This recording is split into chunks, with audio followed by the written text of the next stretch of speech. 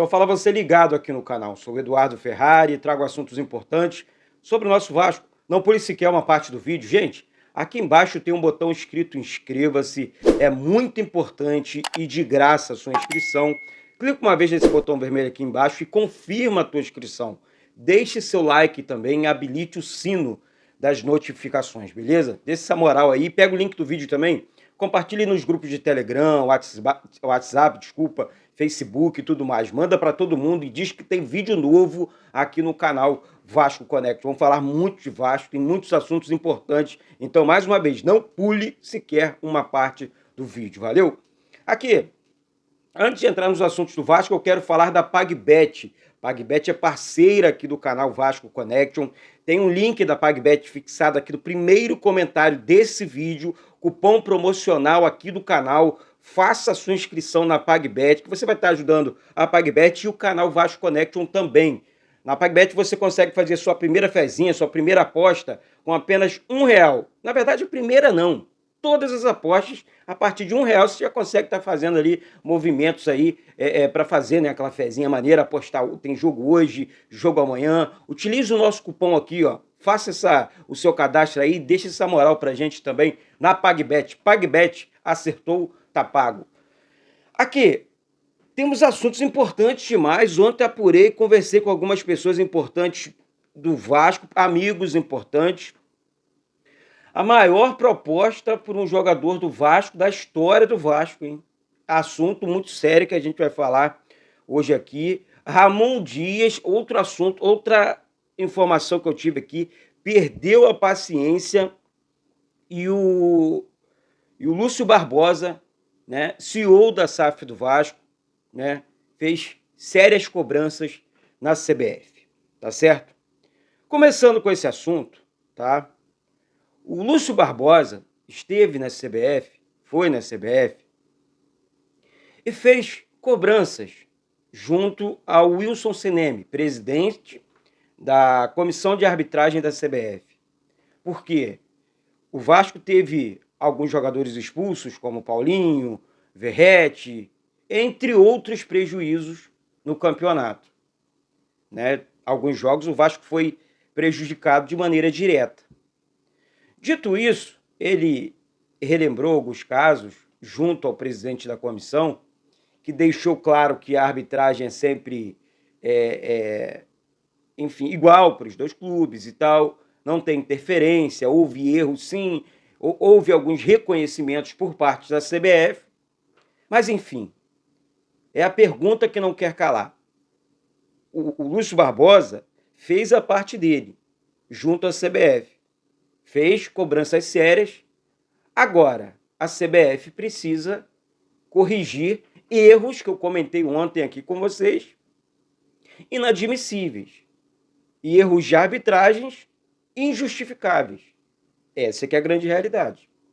Então, estamos no caminho certo e acho que a atitude do Lúcio foi positiva para o Vasco, positiva para você, para mim. Eu acho que é esse o caminho, gente. Não adianta a gente ficar de mais.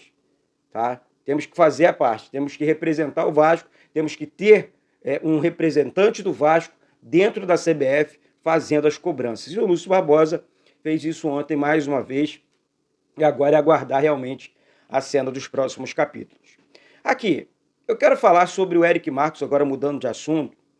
É um jogador que lidera os dribles certos no Campeonato Brasileiro com a camisa do Vasco. É um jogador que atua pelo lado esquerdo do campo, né? É um jogador leve, e é um jogador que está pedindo passagem para o time titular. Essa que é a grande verdade. Tá? E aí é aquela pergunta que não quer calar, eu vou deixar essa bomba no colo de vocês. Ele merece uma chance com a ausência do Rossi? Eu, sinceramente, acho que chegou o momento, até porque ele retorna agora contra o Cuiabá, e ele e o Paulinho, e o Ramon Dias vai tomar mais algumas atitudes, mais alguns posicionamentos, porque ele ficou muito irritado com o empate contra a equipe do Goiás. Mas muito irritado mesmo. Aí, Eduardo, por quê? O Vasco não jogou bem. Tudo bem, o Vasco não jogou bem. Mas o Vasco teve duas oportunidades que deixou o técnico nervoso demais na beira do campo. Aquelas oportunidades justamente nos contra-ataques. Uma com o Gabriel Peck e outra com o Praxedes. Aí, pô, são dois lances ali que você pode... Pô, Eduardo, enfim, gente, isso deixou o velhinho bolado, o velhinho tá bolado da vida e tem que ficar mesmo. Acho que é esse o caminho. O técnico não pode aceitar caprichos de jogador, jogador pensando errado dentro do campo, jogador passando mal a bola. Isso aqui não é ataque pessoal, isso aqui é pensar na instituição. Eu tô aqui para falar de Vasco. Eu não tô aqui para ficar passando mão na cabeça de jogador que pensa errado, não. Até porque ele é pago para isso. Ele é pago para jogar. E é claro que a gente tem que cobrar. É claro que eu tenho que cobrar. É claro que você tem que cobrar. Tá errado. O cara treina todos os dias. Para errar daquele jeito. Não pode, gente. Não pode. Aí é uma situação em que falta amadurecimento. Então, barra. Banco de reservas para ele. Ou para eles, no plural. Sabe? Então, é uma situação que me chama a atenção. Tá? Temos alguns números aqui. Vamos enfrentar uma equipe agora, a equipe do Cuiabá, que tem um desfalque importante. O goleiro deles não joga, né? O goleiro deles realmente está fora. E aí é aquela situação, né? O Walter é um goleiro muito bom, goleiro realmente destaque do time do Cuiabá e está suspenso desse jogo. Tá? Em compensação, nós não teremos o Verrete também. Mas dá para ajustar. Dá para ajustar. Tá? O Vasco é o quarto pior visitante do Campeonato Brasileiro. Em contrapartida, o Vasco enfrenta o quarto pior mandante do Campeonato Brasileiro, que é a equipe do Cuiabá. Então, assim, é chegar lá dentro, arrancar os 3 pontos e ponto. É mostrar a força da camisa e ponto final. Ah, vai ser difícil. Gente, é o Vasco e com todo respeito à camisa do Cuiabá, e o Cuiabá, pô. É Vasco e Cuiabá. Eu não posso aceitar empate, aceitar derrota, nem isso, nem aquilo, nem mais, pô. O Vasco precisa mostrar sua grandeza, isso há muito tempo já.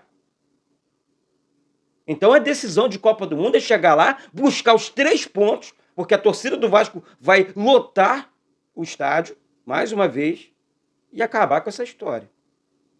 Essa que é a grande realidade, tá? Dito isso, eu vou entrar no assunto Luca Orejano. O que esse menino vem passando, né? Um jogador de 23 anos, é o segundo jogador mais caro da história do Vasco. Tá? O Vasco comprou o atleta no início dessa temporada junto ao Vélez, né, da Argentina. O jogador era o destaque, era o principal jogador do Vélez. Ele veio para o Vasco.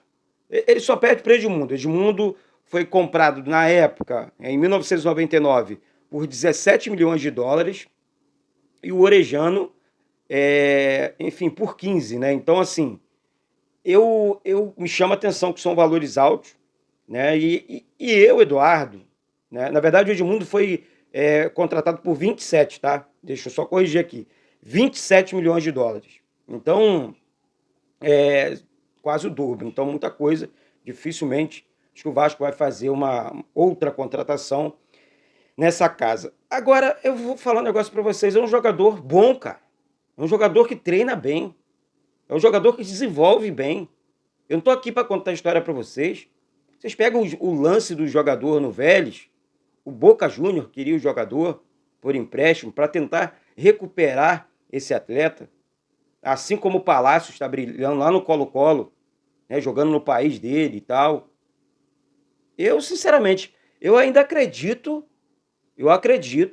escuta, eu tô falando para vocês, que o Luca Orejano vai dar a volta por cima e vai brilhar com a camisa do Vasco, assim como foi o Conca lá de 2006, que não conseguiu jogar em 2006, depois começou a brilhar em 2007. Aí fez o Campeonato Brasileiro muito bom, mas demorou cerca de um ano e 3 meses, 1 ano e 4 meses, tá? Aí nos últimos 7 meses ali com a camisa do Vasco, ele arrebentou a boca do balão, junto com o Leandro Amaral e tudo mais.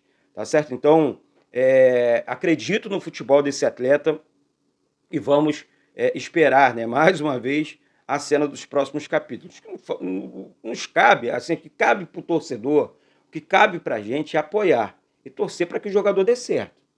Eu não estou aqui para torcer contra os jogadores que vestem a camisa do Vasco. Isso de jeito nenhum. Pode entrar lá um calça riada que eu vou estar torcendo por ele, tá vestindo a camisa do Vasco, tá entrando em campo, eu vou torcer por ele. Agora, deixar de criticar, deixar de cobrar, isso jamais. Isso nunca aconteceu aqui e não vai acontecer, tá? Muda o assunto mais uma vez, gente. Bahia venceu o Fluminense ontem por 6-0. Bahia abriu 6 pontos em relação ao Vasco. A corda está esticando. A gente precisa realmente ficar atento.